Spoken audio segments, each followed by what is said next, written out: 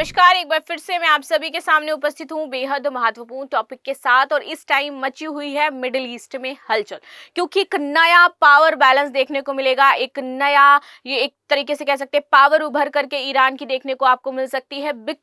क्योंकि ईरान बना रहा है 6 परमाणु बम, और ये सुनते ही आपके इजराइल और अमेरिका की नींद उड़ी हुई है। बिकॉज अमेरिका का मानना था और इजराइल का भी सेम चीज था कि अभी तक तो हम ईरान को दबा सकते थे, किसी ना किसी तरीके से हम उसे झुका पा रहे थे। लेकिन अब अगर ये इस प्रोसेस को कंप्लीट कर लेता है और 6 परमाणु जो न्यूक्लियर बॉम्ब है अगर ये इनको बना लेता है, तो उसके बाद स्थिति बहुत अलग हो जाएगी। वो झुकने वाले नहीं है, और उसके बाद कई गुना ज्यादा खतरा जो है वो इजराइल और अमेरिका के ऊपर बढ़ सकता है, जिस तरीके से तनातनी का माहौल चल रहा है। So Middle East is now going to be a new power centre with other countries. और यहाँ पर आप देखोगे कि ईरान अब एक अपना अलग ही रूप दिखाने को पूरी तरीके से तैयार है। सो इसी के बारे में करने वाले हैं हम डिटेल एनालिसिस। मेरा नाम है प्राची मिश्रा और संस्कृति आज के इस प्लेटफॉर्म पर आप सभी का बहुत बहुत स्वागत है। वीडियो अंत तक जरूर देखिएगा, क्योंकि बहुत ही महत्वपूर्ण चीजें इसमें मैंने कवर करी है कि कैसे मिडिल ईस्ट में जो चीजें हैं वो धीरे धीरे बदल रही हैं। शिया देश है ईरान, ये तेजी से परमाणु बम बनाने की ओर बढ़ रहा है। इजराइल और अमेरिका से सीधी दुश्मनी मोल लेने वाले ईरान ने इस कदम से अमेरिका और इजराइल दोनों की धड़कनें बढ़ा दी हैं। और ये जायज भी है बढ़ना भाई, कि अगर हमारे पड़ोसी देश इस तरीके से तनातनी का माहौल चल रहा हो और इस बीच हमें पता चले कि वो 6 न्यूक्लियर बम बना रहे हैं, तो हमें रातों की चैन उड़ जाएगी कि कहां पर कब भी गिरा सकते हैं। आगे आते हैं।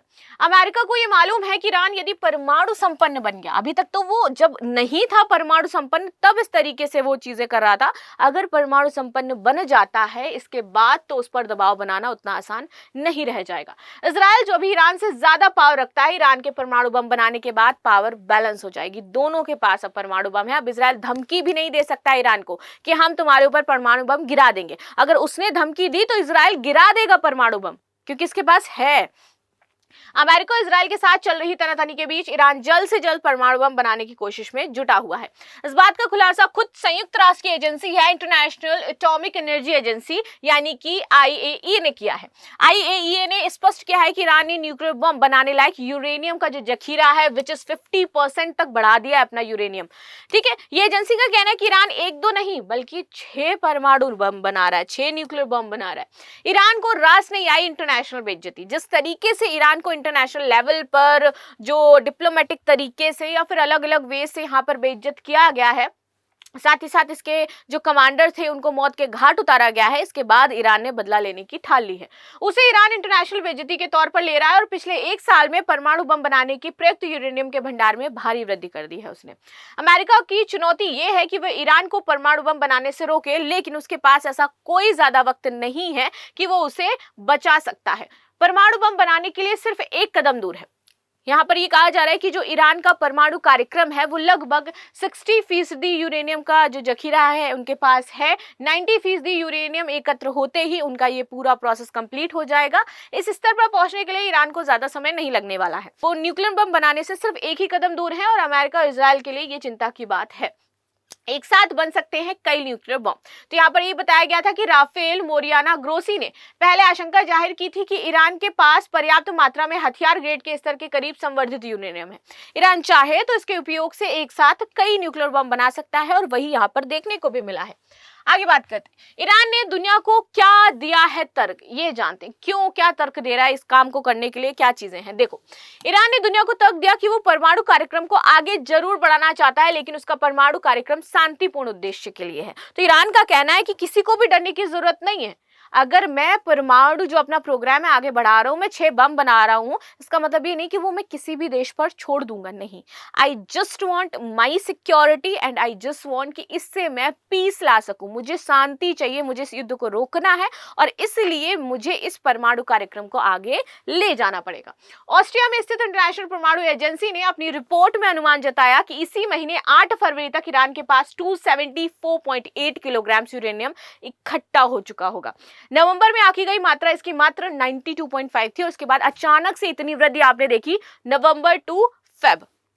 ठीक है, यहाँ पर IAEA ने नवंबर 2024 की रिपोर्ट में 182.3 किलोग्राम यूरेनियम और अगस्त में यहाँ पर 164.7 किलोग्राम यूरेनियम उत्पादन का अनुमान लगाया था। आईएईए ने अपनी ताजा रिपोर्ट में स्पष्ट किया है कि ईरान ने हाई क्वालिटी यूरेनियम के उत्पादन और उसको एकत्र करने में सफलता हासिल करी है, जिसके बाद से चीजें जो हैं वो बहुत अलग अलग दिशा में डाइवर्ट होती जा रही हैं। अमेरिका जो और इजराइल जो है वो लगातार बातें कर रहे हैं इसके बारे में, लेकिन दोनों को हल नहीं मिल पा रहा है कि हम इन्हें रोके कैसे। ट्रंप के पहले कार्यकाल में ही जता दिए थे खतरनाक इरादे। ट्रंप ने अपने पहले कार्यकाल में ही ईरान को अपने एग्रेसिव इरादे जताए थे। उनके कार्यक्रम में अमेरिका ने जनवरी 2020 में ड्रोन हमला कर ईरान के इस्लामिक रिवॉल्यूशनरी गार्ड कॉर्प्स की कुद्स फोर्स जो है उस पर कासिम सुलेमानी को मार गिराया था। तो यहाँ पर इसीलिए कहा जा रहा है कि अमेरिका जो है वो भी अब थोड़ा सा पीछे कदम हटा सकता है, शांति के लिए यहाँ पर प्रस्ताव ला सकता है, क्योंकि उसको भी पता है कि अगर ऐसा कुछ होता है, चूंकि इन्होंने 2020 में ऐसे काम कर रखे हैं और दोबारा से ट्रंप सरकार आ गई है, तो ईरान इसका बदला जरूर लेगा। आगे बात करते हैं, इसके बाद दोनों देश में दुश्मनी और बढ़ गई है। डोनाल्ड ट्रंप ने अपने पहले कार्यकाल में ईरान के साथ हुए इंटरनेशनल परमाणु समझौते को तोड़ दिया था और यूएस को इससे अलग कर दिया था। आगे बात करते हैं, इजराइल से कैसे बिगड़े ईरान के रिश्ते। ये जो इतना सब कुछ चल रहा है, हम बार बार ईरान इजराइल ये सारी चीजें देख रहे हैं, तो ये कैसे आया, कैसे ये रिश्ते बिगड़ना शुरू हुए, तो चलो इसको समझते हैं। देखो यहाँ पर है ईरान, हमास, यमन के यहूतियों व लेबनान के हिजबुल्लाह संगठन को सैन्य मदद करता है। ठीक है, जो ईरान हमास हो जाता है, ये संगठन ही इजराइल के दुश्मन है और इसी वजह से दोनों के बीच में दोस्ती जो है वो बढ़ गई है, क्योंकि ईरान क्या करता है, यमन के जो हूती हैं और जो हिजबुल्ला है उनको हेल्प कर रहा है और इजराइल उनको अपना दुश्मन मानता है। इस कारण ईरान और इजराइल की सीधी दुश्मनी हो गई। ये कुछ वैसा ही जैसे कि हम जो तैयब लश्कर हो गए, जैश ए मोहम्मद हो गए, तो इनको हम नहीं पसंद करते क्योंकि आतंकी समूह है और उनकी हेल्प कौन कर रहा है, पाकिस्तान कर रहा है। तो डायरेक्ट दुश्मनी हमारी किसकी है, पाकिस्तान और इंडिया की हो जाती है। किस वजह से, क्योंकि वो आतंकवाद का समर्थन कर रहा है। तो वैसे ही यहाँ पर ईरान और इजराइल का हो जाता है। चलो 1990 के बाद इजराइल और ईरान के संबंधों में बिगड़ने में खास तौर पर तभी शुरुआत होती है क्योंकि ईरान तभी से हिजबुल्लाह और हमास के साथ अपने संबंधों को अच्छा बनाने में लगा हुआ है। 2005 में देखोगे तो महमूद अहमदीनेजाद ने राष्ट्रपति बनने के बाद इजराइल के खिलाफ लगातार बयानबाजी की, जिससे ईरान और इजराइल के रिश्ते और भी खराब हो गए। जैसे कि हम देखते हैं अभी कि जो शरीफ सरकार है, नवाज शरीफ की जो सरकार है, वो भी ऐसे ही करती रहती है पाकिस्तान में। इसके बाद ईरान ने इजराइल के खिलाफ 2006 की जंग में हिजबुल्लाह और 2008 में हमास का साथ दिया था। इस घटना से दोनों देशों के बीच तल्खी और बढ़ गई तथा 7 अक्टूबर 2023 की तारीख बहुत अहम है, जहां से आप देखते हो कि इस युद्ध की शुरुआत हुई। तीनों ओर से आतंकियों ने हमला करना शुरू कर दिया इजराइल पर और वहां के नागरिकों को बंधक बना लिया गया। इसके बाद इजराइल ने पलटवार किया और गाजा में जंग शुरू हो गई। इसके बाद इजराइल और ईरान एक दूसरे के कट्टर दुश्मन बन गए हैं। तो यहाँ पर शुरुआती तौर पर आपको देखने को ये लगेगा कि यहाँ पर इजराइल गलत नहीं कर रहा है, ठीक है, क्योंकि पहले उसके ऊपर यहाँ पर हमला किया गया, उसको उसका पीस जो है वो डिस्टर्ब किया गया, आप आतंकी संगठन है उनको आप सपोर्ट कर रहे हो, तो फिर इजराइल ने भी वही किया। लेकिन हाँ, वहां पर महिलाओं और बच्चों की जाने गई, जो कि दोनों ही तरफ से सही नहीं थी। बाकी आपकी क्या राय हो जाती है इसको लेकर के जरूर बताइएगा। मिलते हैं नेक्स्ट क्लास में, तब तक के लिए धन्यवाद।